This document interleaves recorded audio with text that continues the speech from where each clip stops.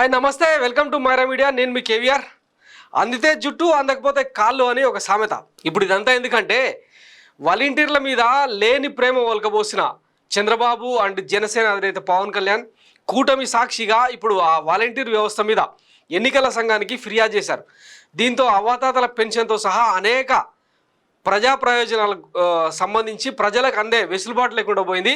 అసలే ఎన్నికల షెడ్యూల్తో ఇంచుమించు 3 నెలల పాటు సుదీర్ఘ ఎన్నికల కాలం, అంటే రిజల్ట్స్ వచ్చే వరకు 3 నెలల పాటు ఆ పెన్షన్లు అందే పరిస్థితి లేకుండా పోయింది. తర్వాత ఇంటింటికి వైద్యం, ఇట్లా అనేక రకాల గతంలో అంటే నవరత్నాల పేరుతో వైఎస్ జగన్మోహన్ రెడ్డి చేసిన ప్రయోగం ఏదైతే ఉందో అవన్నీ కూడా ఇప్పుడు వీళ్ళు చేసిన కుట్రపూరితమైన కంప్లైంట్తో ఆగిపోయే పరిస్థితి నెలకొంది. ఒకసారి దానికి సంబంధించి డీటెయిల్గా చూసే ప్రయత్నం చేద్దాం. అవ్వాతాతల పెన్షన్లపై కక్ష కట్టిన టీడీపీ వాలంటీర్లు టార్గెట్గా కూటమి మన కులపత్రికల్లోనే రాసుకొచ్చారు అనమాట ఈ స్టోరీ. కోడ్ దాటే వాలంటీర్లపై కేసుల కొరడ, ప్రజాధనం వేతనంగా తీసుకుంటే పబ్లిక్ సర్వెంట్సే, అది గౌరవ వేతనమైన అదే లెక్కలోకి వాళ్ళు ప్రజాప్రతినిధ్య చట్టం పరిధిలోనే సెక్షన్ 123, 129, 134A ఉల్లంఘించొద్దు.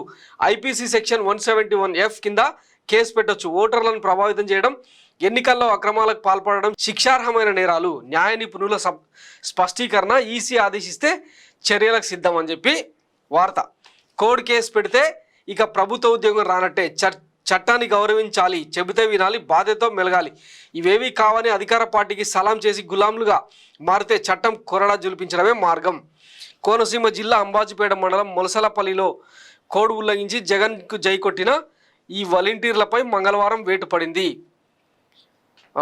దీని ఉద్దేశం ఏంటంటే సెక్షన్ 123 ఎన్నికల్లో అక్రమాలకు పాల్పడకూడదు, సెక్షన్ 129 అభ్యర్థులకు అనుకూలంగా వ్యవహరించకూడదు, ఐపీసీ 171F ఓటర్లను ప్రభావితం చేయకూడదు.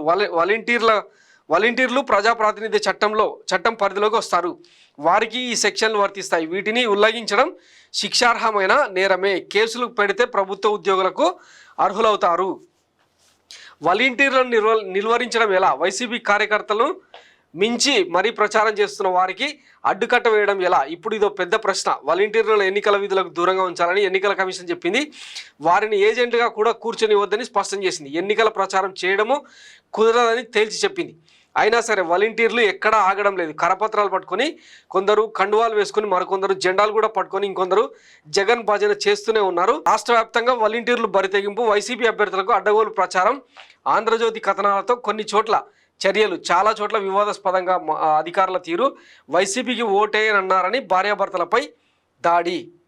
ఎవ్వరు అవసరం లేదు చంద్రబాబును సంకనాకించడానికి. ఆంధ్రజ్యోతి ఒక్కటి సరిపోదు అనమాట. ఇక్కడ చూడండి, ఆంధ్రజ్యోతి కథనాలతో కొన్ని చోట్ల చర్యలు, వీళ్ళు ఇచ్చిన కంప్లైంట్ కారణంగానే చర్యలు అని చెప్పి స్పష్టంగా తెలుస్తుంది కదా. ఇక్కడ ఏం లేదు, గతంలో ఇదే చంద్రబాబు మీకు మంచి భవిష్యత్తు ఇచ్చే బాధ్యత నాది, శిక్షణ ఇప్పిస్తా, కెపాసిటీ బిల్డ్ చేస్తాం, మీ అందరికి న్యాయం చేస్తాం. తమ్ముళ్ళు మీరు నా మాటగా చెప్పండి, ప్రతి ఒక్క వాలంటీర్కు చెప్పండి. మీరు కూడా ఈ రాష్ట్రంలోనే పుట్టారు. రాష్ట్రాన్ని నాశనం చేయడానికి పుట్టిన సైకో ఈ సైకో పోతే తప్ప మనకు భవిష్యత్తు లేదని నా మాటగా మీరు చెప్పాలి. చెప్తారా అని అడుగుతున్నా. గట్టిగా చెప్పండి, కూడా చెప్పండి, చెప్తామని. సో వాలంటీర్లకు భరోసానిస్తూ మార్చి 4న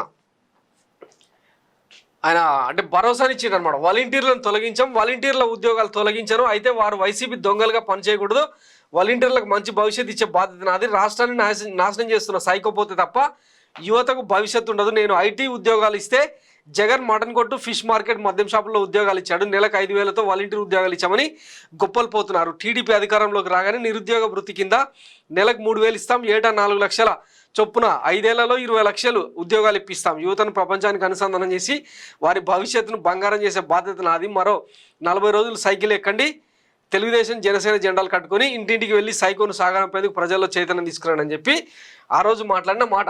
వాలంటీర్లను నేనేం దూషించలేదు, అది ఇదని చెప్పి నాలుక మడతేసిన సందర్భాలు కూడా మనం గతంలో చూసినాం కదా. ఇప్పుడు ఏకంగా ఈ పెన్షన్లు ఇవన్నిటిని ఆపే కుట్ర ఇవి చేస్తే అంటే జగన్ సంక్షేమం ఆగిపోయింది అన్న ఒక కుట్ర కోణంతో ఓట్లు వేయించుకోవచ్చు అన్నది వీళ్ళ సిద్ధాంతం అనమాట. గతంలో తెలంగాణలో కూడా చూసినాం కదా, బీఆర్ఎస్ ప్రభుత్వం వాస్తవానికి అంటే ఒక ఆన్గోయింగ్ పథకం ఏదైనా సరే అది ప్రభుత్వ పథకం కిందనే చూస్తారు, పార్టీ ప్రాయోజిత కార్యక్రమంగా చూడరు. రైతు బంధును కాంగ్రెస్ పార్టీ ఇట్లనే ఎన్నికల సంఘానికి కంప్లైంట్ ఇస్తే ఆపినరు. తర్వాత మళ్ళా అంటే సరిగ్గా ఎన్నికలకు వారం రోజుల ముందర పర్మిషన్ కూడా ఇచ్చిర్రు. ఏమైందో ఏమో ఎన్నికల లోపు అది రైతు బంధు పడలే. ఆ తర్వాత వచ్చిన కాంగ్రెస్ ప్రభుత్వం నెలల పాటు కాలయాపన చేసింది తప్ప పూర్తి స్థాయిలో రైతు బంధు అనే స్కీమ్ను అమలు చేయలే. పెన్షన్ల తంతు కూడా అంతే. సేమ్ ఇప్పుడు అట్లాంటి కుట్రనే అంటే వైఎస్ ప్రభుత్వం మీద, జగన్మోహన్ రెడ్డి ప్రభుత్వం మీద బురద జల్లే కార్యక్రమంలో భాగంగానే ఇదంతా ఒక కుట్రకోణం అనమాట. ఇప్పుడు ఏముంది, ఎన్నికల సంఘానికి అంటే ఇది డైరెక్ట్గా డబ్బులనే తాయిలాలుగా జగన్మోహన్ రెడ్డి సర్కార్ ఇస్తుంది, వీటిని ఆపండి అని చెప్పి వీళ్ళు కంప్లైంట్ చేస్తారు. ఆగిపోతే ఎవరిది బాధ్యత అంటే జగన్మోహన్ రెడ్డి అసమర్థత అని చెప్పి మళ్ళీ మనమే మన పచ్చపత్రికల్లో, మన కులపత్రికల్లో, గులపత్రికల్లో అచ్చులు వేయించవచ్చు అనమాట, రాతలు రాయించవచ్చు, రాతలు. సో ఇది కుట్రకోణం అనమాట. దీనికి సంబంధించి ఇంకా ఆంధ్రప్రదేశ్ ప్రజలే బుద్ధి చెప్పాల్సిన అవసరం ఉంది. ఇంచుమించు 2,60,000 మంది వాలంటీర్లు వాళ్ళ పనులు వాళ్ళు చేసుకుంటూనే ప్రభుత్వానికి బిహాఫ్ ఆఫ్ గవర్నమెంట్గా పనిచేస్తున్నారు. వాళ్ళు ఒక విధిగా చిత్తశుద్ధిగా పనిచేస్తున్నారు, బాధ్యతతోన. అంటే జనానికి సేవ చేయడమే ఒక పరమార్థంగా భావించి పనిచేస్తున్నారు. అట్లాంటి వాళ్ళ మీద ఈ కుట్రలు ఏంది? ఎన్నికల తర్వాత ఇదే వాలంటీర్ వ్యవస్థను మీరు వాడుకోరా? వీటన్నిటికీ సమాధానం చెప్పాలి కదా. గల్లావాటి నిలదీయాల్సిన టైం వచ్చిందనమాట. ఈ చంద్రబాబు కుట్ర సిద్ధాంతాలని ఇంకా ఎన్ని రోజులు ఇట్లా తోడేళ్ల మంద లెక్క ఊరూరులో తయారవుతా ఉన్నారనమాట. సో దీనికి ఇంకా ప్రజలే డిసైడ్ చేసుకోవాలి ఏం చేయాలన్నది. మొత్తం మీద పెన్షన్లు ఆగిపోతే దీనికి వైఎస్ జగన్మోహన్ రెడ్డి సర్కార్ను బ్లేమ్ చేయొద్దు. ఎందుకంటే వీళ్ళు ఎన్నికల సంఘానికి ఇచ్చిన ఫిర్యాదు కారణంగానే అవి ఆగితే ఆగొచ్చు, చెప్పలేము అనమాట. సో ఇది కూటమి కుట్ర కథలు అన్నట్టు. Thanks for watching Myra media. నేను మీ కేవీఆర్. Thank you.